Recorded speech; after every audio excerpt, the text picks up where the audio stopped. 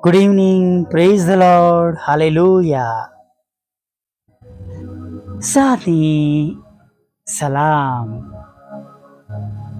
પ્રભુ તમને આશીર્વાદ આપો.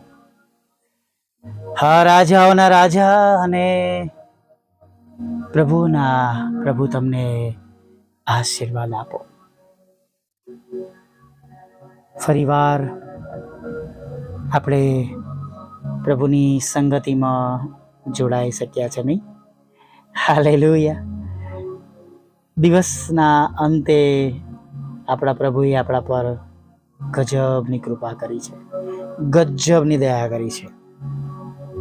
હું ઘણી વાર જોરદાર શબ્દ વાપરું છું. હાલેલુયા. કેમ કે જો તેમની કૃપા ન હોત તો આ સમય જે હમણાં અત્યારે આપણે જોઈ રહ્યા છે એ જોઈ શક્યા ન હોત.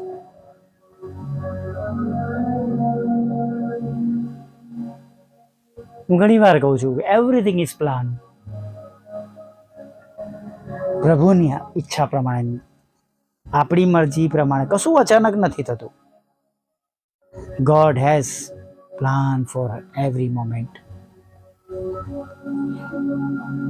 દાઉદ કહે છે, મારું એક પણ હાડકું રચાયેલું ન હતું એ પહેલા મારા વિશે, મારું એક પણ હાડકું રચાયેલું ન હતું એ પહેલા મારે વિશે જીવનના પુસ્તકમાં લખવામાં આવ્યું હતું.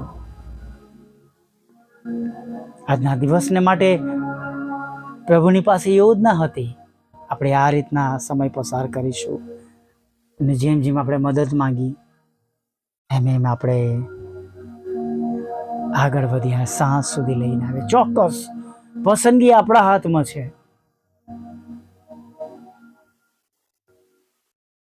એક વખત એક બેન ઊંઘી ગયા હતા, મતલબ કે શી વોઝ સ્લીપિંગ, રેસ્ટ કરી રહ્યા હતા અને એમને સ્વપ્ન આવ્યું કે તે સ્વર્ગમાં છે અને પ્રભુ બધા સાથે વાત કરી રહ્યા હતા અને તેનો નંબર આવવાની વાર હતી અને તેમણે આમ તેમ જોયું તો બહુ સુંદર દ્રશ્યો હતા બધા. એમની સાથે જે દૂત હતા એમને કહ્યું કે મને મારો નંબર ના આવે ત્યાં સુધી આ બધું જોવું છે.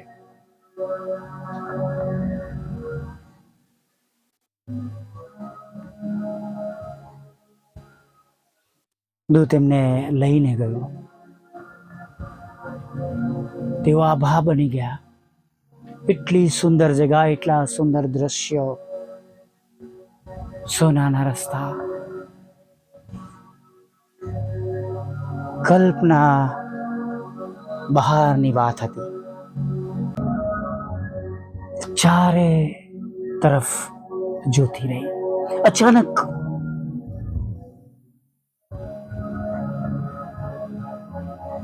મોટા મોટા હોલ તેણે જોયા. દૂતને પૂછ્યું કે અંદર જઈ શકાય? તો કે હા. અને એટલો મોટો હોલ હતો કે કદાચ એને આપણે માપી ના શકીએ અને ગણી ના શકીએ. અને અંદર બહુ સરસ જાણે કે રેપરમાં ગિફ્ટ કરેલા બોક્સીસ હતા અને જુદા જુદા નામો લખ્યા હતા. અને થોડી આગળ ગઈ તો એને જોયું તો એનું પણ નામ લખેલું હતું.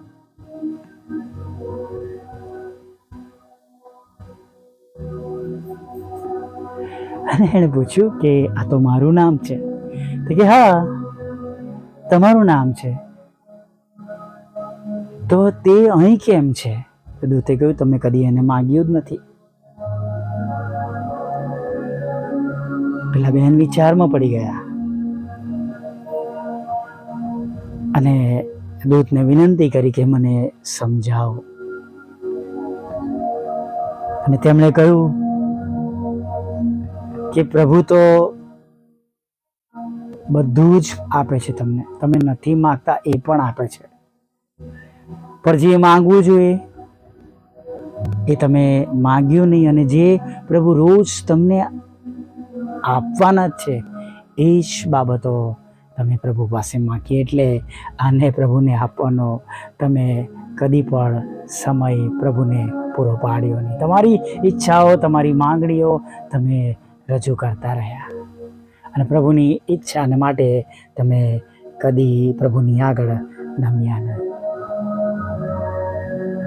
મિત્રો, પ્રભુ આપણા માટે ઘણું બધું કરે છે, ઘણું બધું કરી શકે છે. અને એવી બાબતો કે જેમ એફએસી 3:20 કલ્પના બહારના આશીર્વાદો, તેમની આગળ નમી જઈએ. અને ખાસ આજે સાંજે એક નાની બાબત પણ તમારી સાથે શેર કરવા માંગુ છું.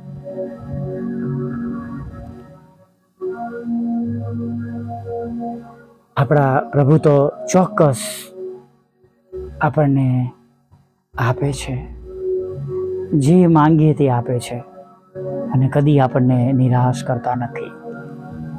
અને અત્યારે પ્રભુ જે બાબત બતાવી રહ્યા છે, જણાવી રહ્યા છે,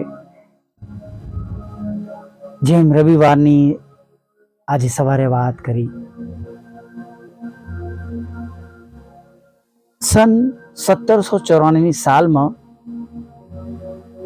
ગ્રાન્ડ થોર્બન એ સમયમાં અમેરિકા આવ્યા અને ત્યારે તેમના ખિસ્સામાં માત્ર 3 સેન્ટ અને કામ કરવાના થોડા ઓજારો હતા. તેઓ ઓછું ભણેલા હતા,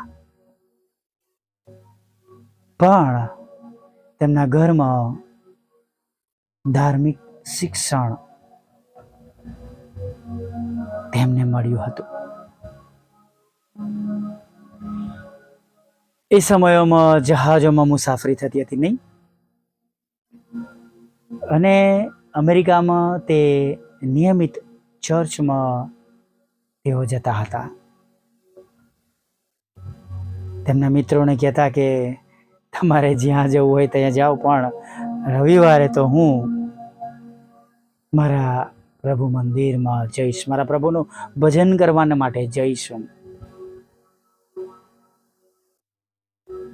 તેમણે કહ્યું કે સ્કોટલેન્ડના દરિયા કિનારે જ્યારે હું અને મારા પિતા છૂટા પડ્યા, ત્યારે મારા પિતાના વિદાયના શબ્દો હતા, મારા દીકરા સાબાત દિવસ પવિત્ર પાળવાને યાદ રાખજે. અને તેમણે તેમના મિત્રોને કહ્યું કે હું તે ભૂલ્યો નથી. ચોક્કસ ઘણી જગ્યાએ ભૂલાઈ ગયું છે, ઘણા કુટુંબોમાં ભૂલાઈ ગયું છે.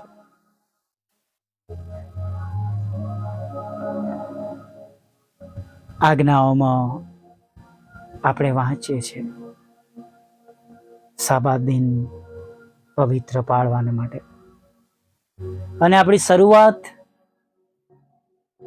પ્રભુની સંગતિમાં જવાથી, મળવાથી, સ્તુતિ આરાધના કરવાથી, પ્રાર્થનામાં ભાગ લેવાથી દિવસની શરૂઆત થાય છે. પછી આગળ કશું બોલતો નથી. આપણે બધા જાણીએ છીએ આપણા વિશે, કે જે બનતી બાબતો વિશે આપણે જાણીએ છીએ, પણ સવારથી સાંજ સુધી એ દિવસને પવિત્ર રાખવો, પ્રભુમાં રહેવું, એ ઈશ્વરની ઈચ્છા છે. સાબાત દિન પવિત્ર પાળો. યહૂદીઓમાં આજે પણ ઇઝરાયલ દેશમાં તમે સાંભળશો તો તમને ઘણી એવી બાબતો જાણવા કે સાંભળવા મળશે. પણ આપણે આપણા સમયોમાં જે વ્યવસ્થાઓ આપણને મળી છે, અને જે પણ રીતે આપણે પ્રભુની આગળ તેમની મનગમતી બાબતો સાથે શોધીને પવિત્ર રહીએ, તેમને શોભતું કરીએ, તેમનું ભજન કરીએ, તેમને મહિમા મળે એવું જીવન જીવીએ, એવું કરવાનું ચાલુ રાખીએ. Hallelujah, praise the lord. આવો એક નાની પ્રાર્થના સાથે આજના સુંદર દિવસને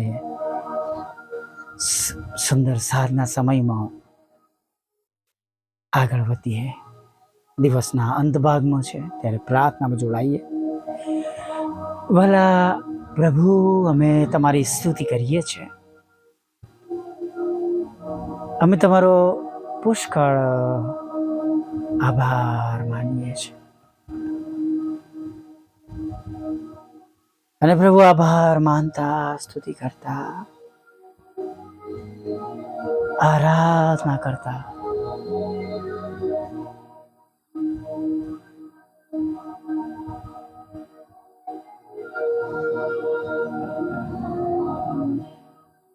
તમારી આગળ નમી જઈએ છીએ. પ્રભુ, જે બે બાબતો અમને તમે આજે શીખવાડી કે તમે અમારા માટે અખૂટ આશીર્વાદો તમારી પાસે રાખ્યા છે. આવો મારા વિશ્વાસુ દીકરા,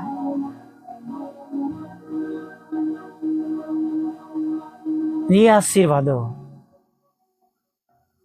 જેના આનંદમાં અમારે પ્રવેશ કરવાનો છે એ અમે પ્રાપ્ત કરી શકીએ, એવું જીવીએ, અંત સુધી ટકીએ. અમારું જીવન તમારી ઈચ્છા પ્રમાણેનું હોય અને જીવનના પુસ્તકમાં અમારું નામ લખાય પ્રભુ, એવી પ્રાર્થના કરીએ છીએ. સાથે અમારા વ્યસ્ત જીવનોમાં પ્રભુ અમને જે વ્યવસ્થાઓ મળે છે, હા પ્રભુ, એ વ્યવસ્થાઓમાં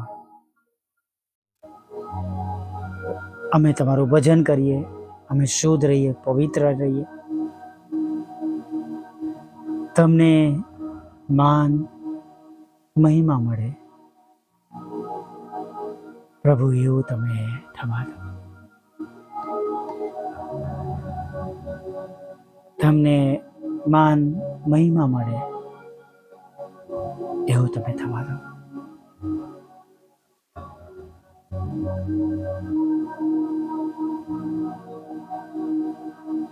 પ્રભુ, અમારી નહીં પણ દિવસના અંતે તમારી ઈચ્છાઓ પૂરી થાય, તમને મહિમા મળે પ્રભુ, એવું તમે થવા દેશો.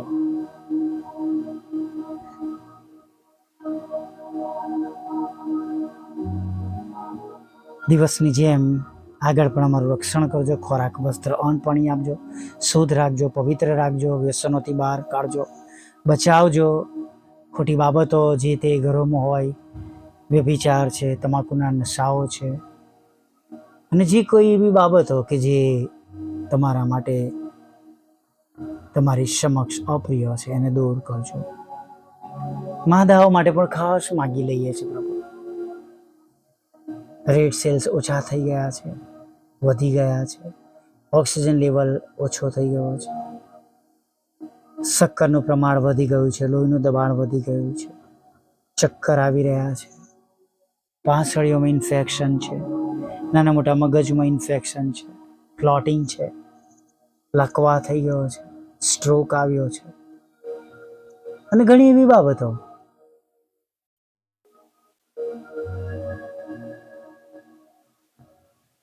કે જી પ્રભુ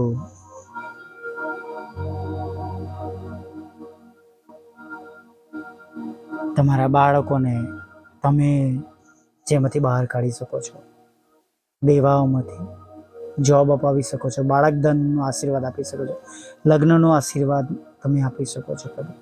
તમે વિદેશ લઈ જઈ શકો છો પ્રભુ. અશક્ય બાબતો, જોબ મળે પ્રભુ, જોબ આશીર્વાદિત થાય, બિઝનેસ આશીર્વાદિત થાય, કોર્ટ કેસ, એફઆઈઆર, ખોટા તુમ તો દૂર થાય, ખાલીસ થાય પ્રભુ, એવી પ્રાર્થના કરીએ છીએ. બહુ ટાઈમથી પ્લોટ વેચવાનું છે, બહુ ટાઈમથી મકાન વેચવાનું છે પ્રભુએ વેચાય એવી પ્રાર્થના કરી છે. જે ખરીદવું છે તમારા બાળકોને લઈ શકે, લોન પણ મળે, નાણાંનો પણ આશીર્વાદ મળે તેવી અમે પ્રાર્થના કરીએ છીએ. આગળના સમયમાં અમારી સાથે રહેજો, અમારી સંભાળ લેજો.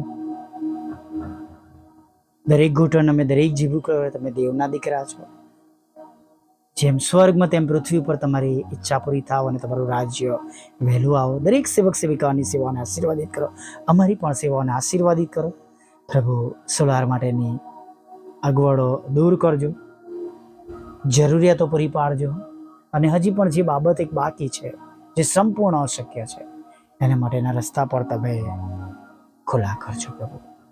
દરેક દુઃખીઓને, નિરાશ થયેલાઓને, હતાશ થયેલાઓને, વિધવો, વિધવા બહેનો, અનાથો, મન બુદ્ધિના લોકો, માનસિક રોગોને, વિકલાંગોને તમારા હાથમાં સોંપીએ છીએ. તમારા દરેક સેવક સેવિકાની સેવાઓને તમે આશીર્વાદિત કરજો. ખાસ અમે બધા એકમાં એક ચિત્ત ના બનીએ એવું થવા દેજો પ્રભુ. અને પ્રભુ, રાત્રિમાં મીઠી નિંદ્રા આપજો, રક્ષણ કરજો, પાપોની ક્ષમા કરજો. અને સવારમાં તમારું ભજન ગણતરી લાવું માગતા પ્રભુ ઈસુમાં આ સાંભળો દેવ બાપ માન્ય કરજો.